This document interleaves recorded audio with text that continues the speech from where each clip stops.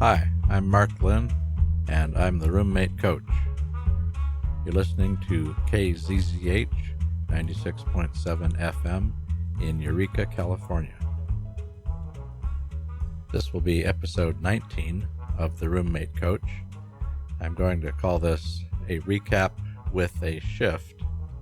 I'm going to be recapping some of my original comments and principles about the Roommate Coach and the reasons why I have become the Roommate Coach. And I'm also going to explain how my original concepts about roommate problems and conflicts, how they apply to my recent shift in perspective, which I've been discussing in the last several episodes, where I'm talking about various shared housing formats that basically create the need for roommates in the first place.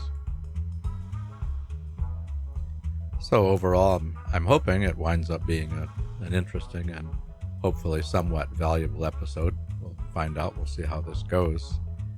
I'll have to continue my introduction here. As I said, my name is Mark Lynn. I'm the Roommate Coach. This is KZZH, which has been brought to the air here in Humboldt County, California by Access Humboldt. You can reach them at accesshumboldt.net. If you'd like to leave any feedback for me, you can do so online at theroommatecoach.com using the contact link on the homepage, or you can leave a voicemail anytime at 707-362-8000. That's 707-362-8000.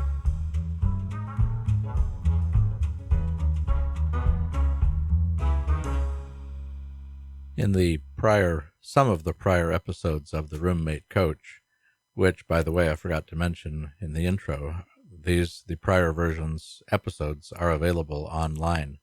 If you go to theroommatecoach.com, on the home page, there is a radio entry in the menu, and there's also a KZZH microphone graphic at the bottom of the page. If you click on that, you'll get to a page that lists all of the prior episodes, except possibly the most recent. Sometimes it takes a little while to get the recent ones up there, but they get there eventually.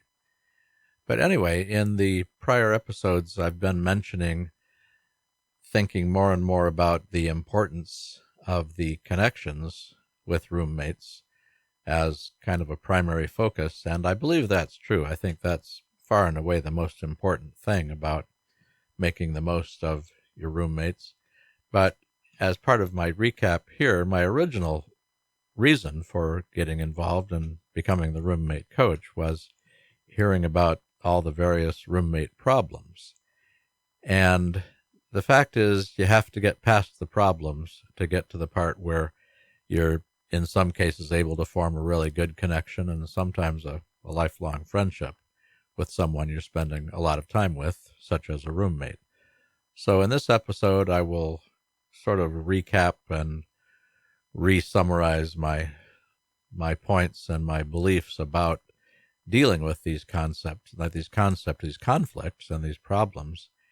And now that I'm also refocusing on the various shared housing formats that have become popular in recent years, part of the episode, I'll see how my thinking about dealing with conflicts and how those issues may apply in some of the different shared housing situations. They're probably not all quite the same because the situations and the formats are different, significantly different in some cases.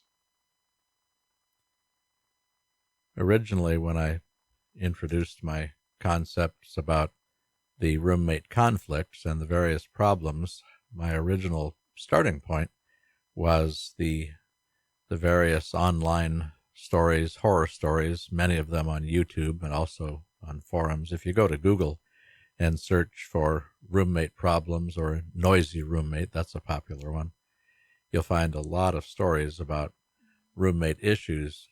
Well, I remembered something the other day that I think even predates the internet, or at least predates a lot of the YouTube stuff.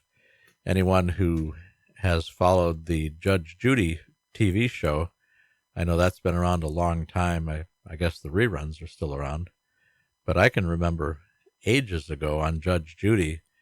It seems like almost every other episode, I'm probably exaggerating a little bit, but a big percentage of the things that Judge Judy dealt with on her show, and some of the similar shows that came along, as a matter of fact, they dealt with roommates, with roommate problems, roommates owing each other money, roommates skipping out without paying the rent, roommates breaking things, roommates destroying each other's property. I mean, and these were things that had risen to the level of winding up in court. So this goes beyond someone using up somebody's shampoo or someone not washing the dishes.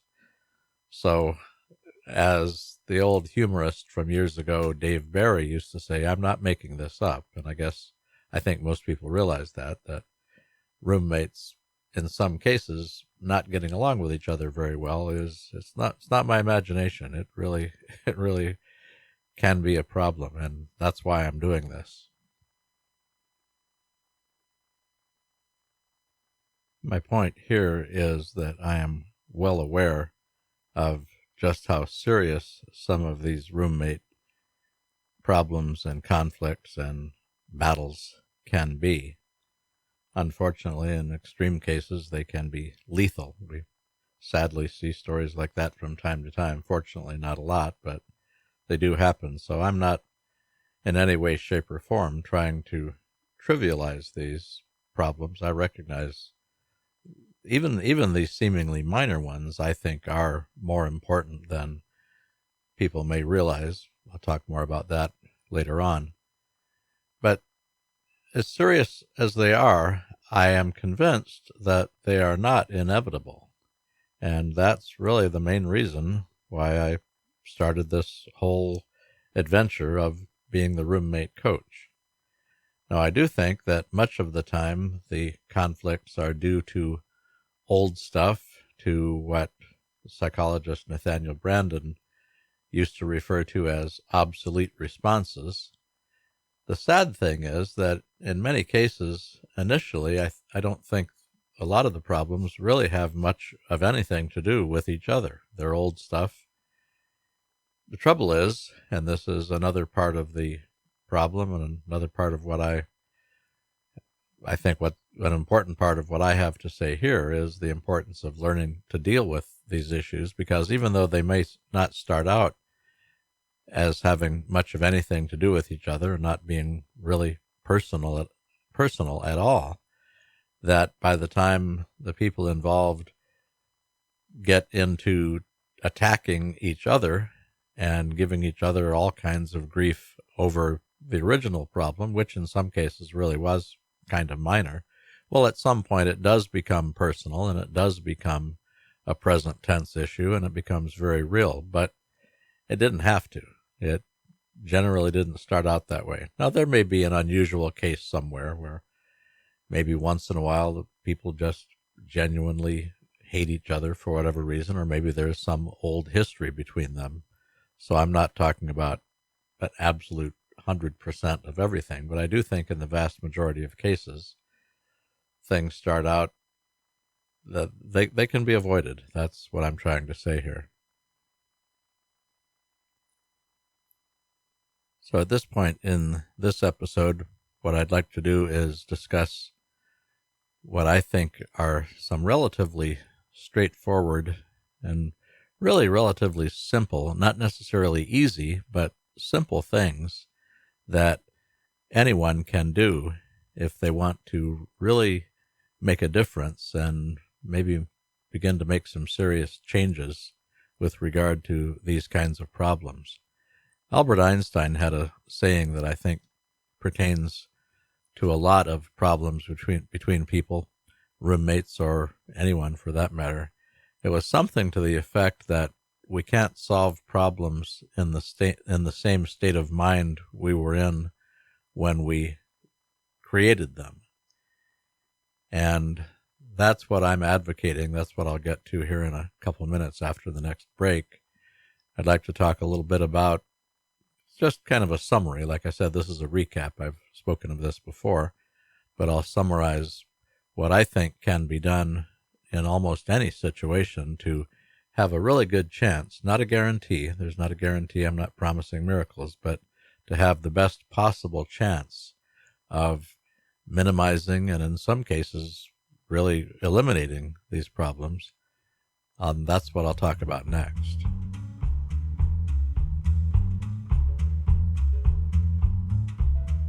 You're listening to The Roommate Coach on KZZH 96.7 FM in Eureka, California. My name is Mark Lynn. I'm the Roommate Coach, and this is episode 19. I'm calling this a recap and a shift. I'm recapping my basic principles as the Roommate Coach and talking about how they apply to the shift I'm making, in which I'm really much more interested currently in the various shared housing things that are going on, because for one, they're exciting in and of themselves. I think they're very interesting and hopefully will do some good for a lot of people. And for two, these are exactly why I became the Roommate Coach, because more and more of us are choosing, for one reason or another, to share housing, to live with others. So we need to get really, really good at that to make the most of it. And that's why I'm the Roommate Coach. You can leave feedback for me at theroommatecoach.com using the contact link on the homepage. Oh, and by the way, I forgot to mention before, my motto is world peace, one roommate at a time. And speaking of feedback, you could also leave a voicemail anytime at 707-362-8000. 707-362-8000. KZZH has been brought to the air here in Eureka, California by Access Humboldt. They can be reached at accesshumboldt.net.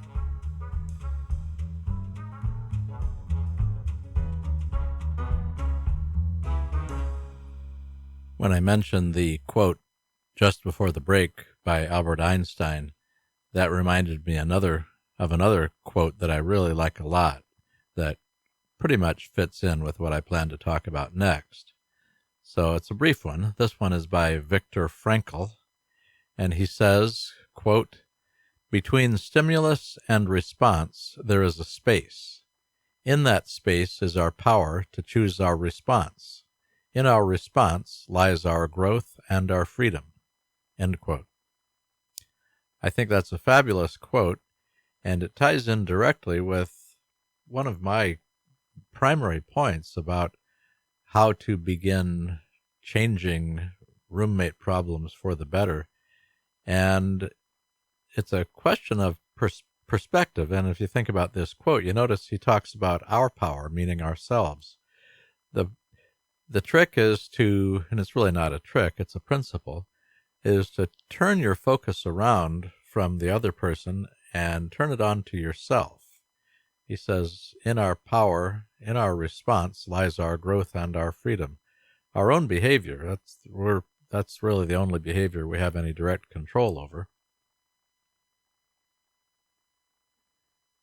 And the exciting thing about starting to take control of your own behavior and analyze it objectively, be really honest with yourself, is you can turn yourself into the most wonderful roommate that anyone ever thought of having, which makes others want to be your roommate.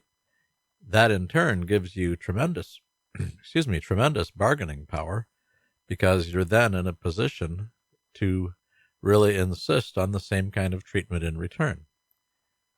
And for all the effort the human race expends on trying to control each other, that's something we've been doing ever since we were in the caves, unfortunately.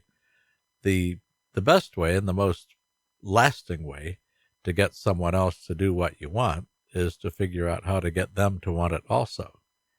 So to get someone to want to treat you the way you want to be treated, if you are willing to become the kind of person they want to treat well, then they're going to have to treat you well in return. So it's a bargaining type thing.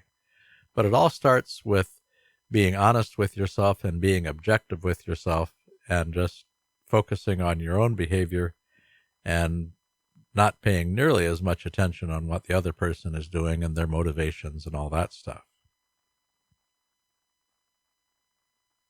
Now, all of that last few minutes is a little on the wordy side, I recognize.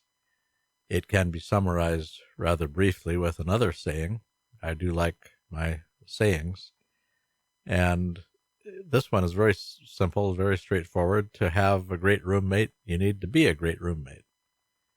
And that sums it up very nicely, I think.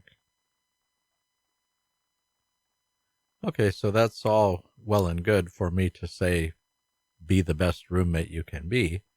But even that is just kind of a phrase. So what exactly does that mean? What are some of the things you can do? Well, there are the obvious things, the consideration, the honesty, the respect, things like that we need to. Sometimes what we need to do is give someone else something that we still need to get ourselves, and that's hard. It starts out by admitting to ourselves that maybe we didn't get enough of that in the past. That's kind of hard. That can be kind of painful, and that's probably one of the biggest reasons why a lot of people just don't do it. It's easier to pretend it doesn't matter. But beyond that, beyond the basics, there's another very powerful principle. There's an extremely important thing that we're capable of giving each other, that we all need, even if we don't like to admit to ourselves how much we need it, and that's visibility. What you can do is start really listening to your roommate and paying attention. Much of the time when we have our conversations, rather than really listening to what the other person is saying, we're waiting until it's our turn to talk. But if you're willing to practice really listening and really being able to see the other person as a person, then that can shift the whole relationship. That can bring it into a whole different dimension. Now, again, this might be difficult, and it might be personally somewhat painful, simply because most of us don't get enough of that. The world is not oriented around giving individuals the best chance to be as happy and well-adjusted as possible. It's not that kind of a world, unfortunately. So all we can do is understand that and try our best to make the most of it. Going back to another, it's not exactly a quotation, it was just something he said in passing. I've mentioned Nathaniel Branden, the recently died, he died about a year and a half ago, a very well-known therapist and author and psychologist. I studied with him for a couple of years, many years ago.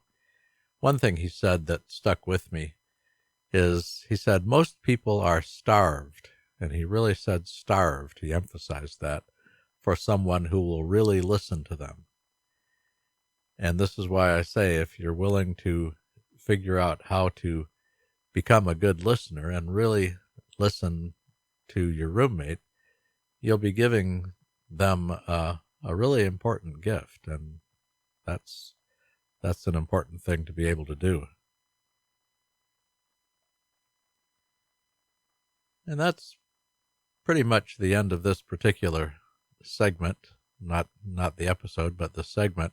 I just wanted to kind of briefly summarize how I think roommates can learn to get along better. I can close out this particular segment with a little quick recap of something I learned from Marshall Rosenberg. I never met him, but I've read his books and haven't really taken his courses officially, but I've certainly read and listened to much of what he has to say. He was the founder of something known as nonviolent communication, a pretty popular technique for people being able to get along better, oddly enough. And the way he put it, I'm not going to try and quote it directly here, but he said something to the effect that when people begin talking about what they need rather than what's wrong with each other, the likelihood of everyone getting what they want goes up significantly. And that's kind of the core of what he had to say, and that goes along very nicely with my belief about how if we're willing to just be honest about ourselves and who we are and what we need, and quit attacking each other, quit making up all kinds of stories about what the other person, how evil they are, and so on and so forth, that just really simplifies things, and that makes it a lot more likely that we'll all get what we want.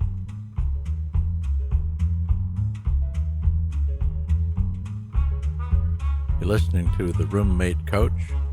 My name is Mark Lynn. This is episode 19. I'm calling it a recap and a shift. You're listening to KZZH 96.7 FM in Eureka, California. KZZH comes to you courtesy of Access Humboldt. You can reach Access Humboldt at accesshumboldt.net. And if you'd like to leave feedback for me, the roommate coach, you can do that two ways. You can do it online at my website, theroommatecoach.com, where, by the way, you can also find prior episodes of The Roommate Coach. But the feedback is at the contact link on the homepage. There's also a menu item called radio and a graphic on the homepage mentioning the KZZH episodes. You could also leave a voicemail anytime at area 707-362-8000, 707-362-8000. Well, not for the first time. That portion of the episode took quite a bit longer than I expected, so I don't know if I will get all of the rest of what I wanted to say in this episode or not. I may continue it into the next one. But that was the kind of the recap of what I believe about why roommates can get along better and some of the fundamentals of what it takes to bring that about. Now, for the rest of it, the part I'm calling the shift, where I'm shifting my focus into becoming as knowledgeable as I can about the various kinds and forms of shared housing, what I want to do here is discuss briefly anyway how the principles I talked about in the first portion of the episode here, how those might apply in the different forms of shared housing and the different ways in which you might have a roommate, because your options and alternatives and the whole situation varies just depending. So I guess the place to start is just the typical roommate situation, either students or maybe having a roommate in an apartment you've rented in the big city somewhere. And in this case, much of what I say is pretty much applies at face value, I guess you'd say. The ultimate bargaining chip, I guess, that in any situation is if you really can't make it work, obviously something has to change. Either you leave or they leave. Well, if you're the one who has gone out and found the roommate, then you've got the option of asking them to leave or leaving yourself. So you do have some leverage in that regard.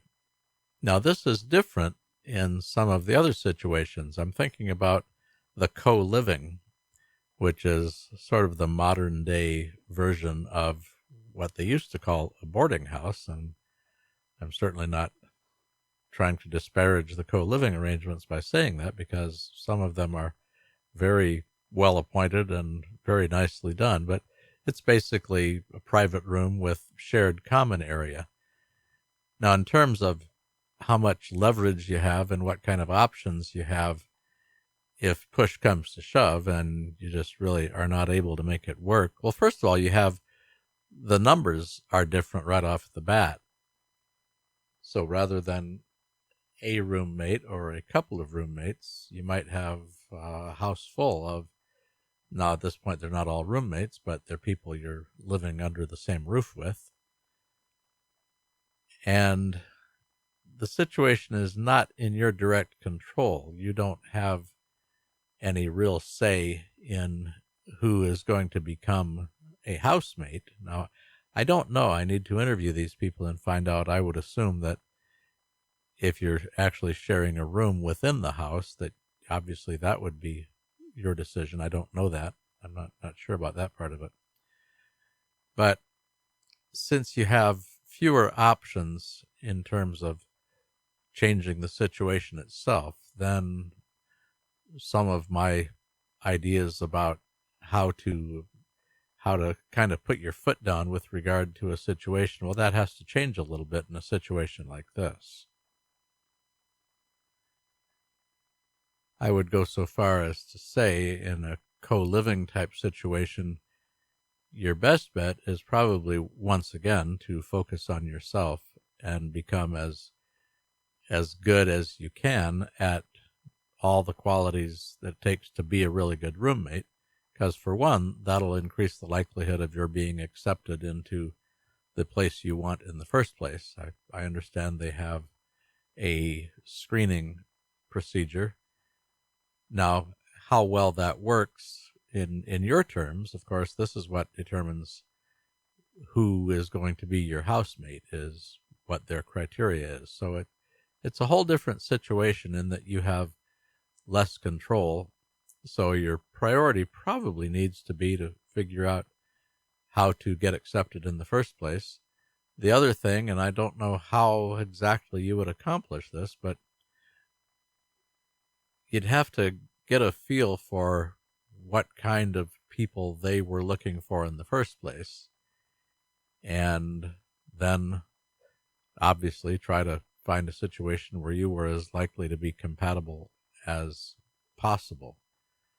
In practice, that's probably pretty difficult. It's probably more just a matter of going to the facilities. I understand they invite prospective residents to come and spend some time, maybe have some dinners, just get to know everybody. Pretty much all the obvious things that you would do in a situation like that. But again, the big difference between the co-living situation and just your own roommate in your own apartment or your own room somewhere is you don't have as much control over the overall situation.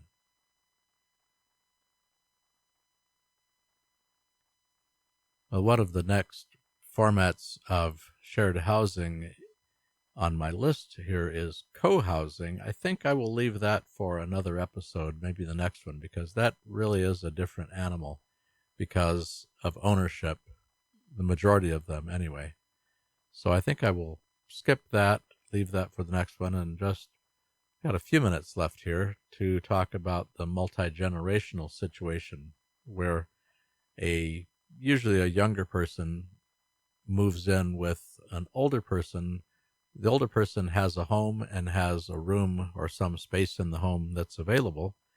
So they allow the young person to live there either with no rent or reduced rent in return for some help around the house and various kinds of work share, you might say, energy exchange, you could call it, depending on the situation, depending on if the older person needs help getting around, whatever the case may be. So it's an exchange. So with regard to my comments before, my principles as the roommate coach about how to get along with your roommates, it's pretty much the same as just a standard roommate situation, because obviously either party would have the option of terminating the situation if all else failed.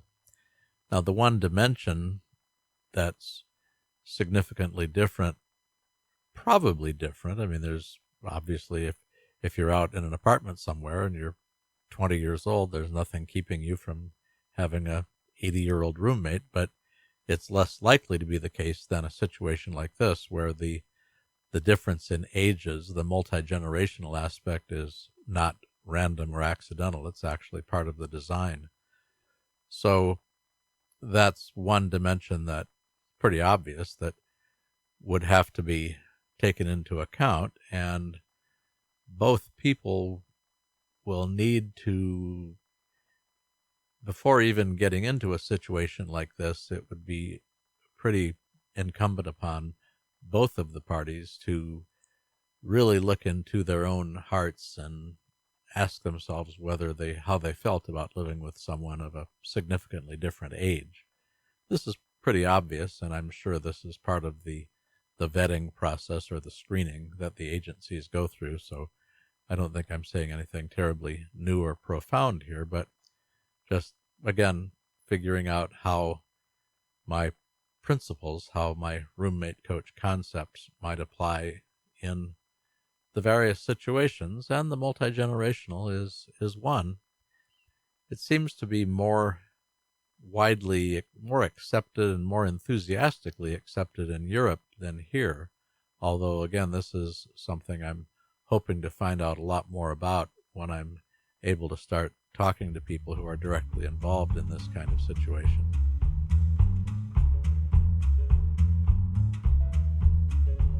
So that's about it for this episode 19.